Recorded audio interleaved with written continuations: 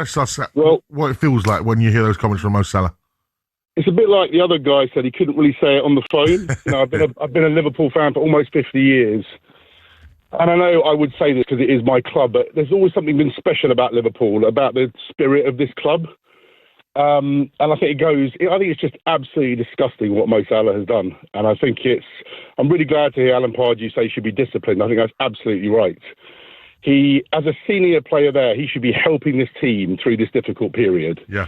And he has basically said he's bigger than the club. That's what that statement says. I don't need to fight for my place. I've earned my right. It's absolutely ludicrous. And it's so sad that we're in this age of entitlement, the player and his ego, and he's bigger than Liverpool club. He isn't bigger than Liverpool. It isn't all his fault, our form. Of course it's not.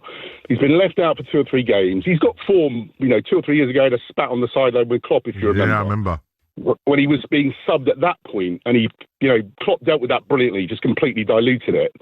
So he doesn't like not being the big man, but especially in a year when Diogo Jota has died and what that's done to everybody, Diogo Jota would not want this. No. This is not the example you need to set to the young players and to the club. Keep your mouth shut, go to the boss, go to the board, have your conversations internally, do it professionally, and sort it out that way. You don't do it in the mix zone. I'm sorry. It's absolutely disgraceful. I think he's tarnished his record for me at the club now. Julian, is there any way back for him? I don't think so, no. Oof. I think the only way back he would be to say, he'd have to come out and say, he'd have to say, I've got this completely wrong. I've thought about it. I'm here for the club. I'm not bigger than the club. I don't think he's going to do that. I think Mo Salah is all about Mo Salah.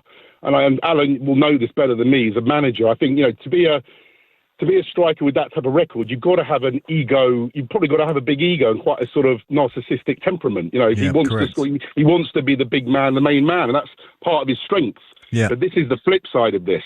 This is the flip. Now we're seeing the flip side where, I'm sorry, Mo Salah, it is not all about you.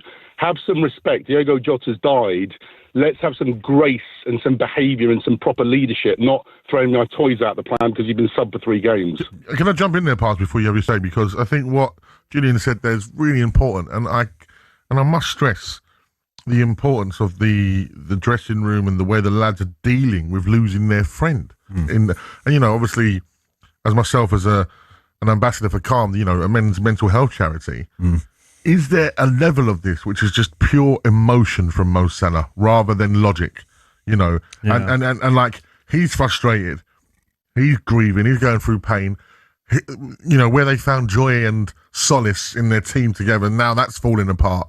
Do you think this might have been just him having a moment? Well, I think it's more than a moment, because I think in a way it's premeditated the way he's done it. I agree with Julian and most of the things he said there. I want to give an example of how this could have been handled. I had a player at Newcastle who wasn't playing at the time, like Remy, and he wanted to be in the team. And he was on the bench, he was frustrated, etc., etc. And his agent called me and said, can I come in to meet you with Loic and talk this through, why he's not getting the opportunities? And they both come in to see me. And were quite forceful in that didn't think it was giving him enough opportunity, not giving him the opportunity or chance to expose his ability. Let's put it that way. And we handled it. And so there's different ways of handling it through your agent, through your team, etc., etc. The one thing you mustn't do is after a game when your emotions are high anyway.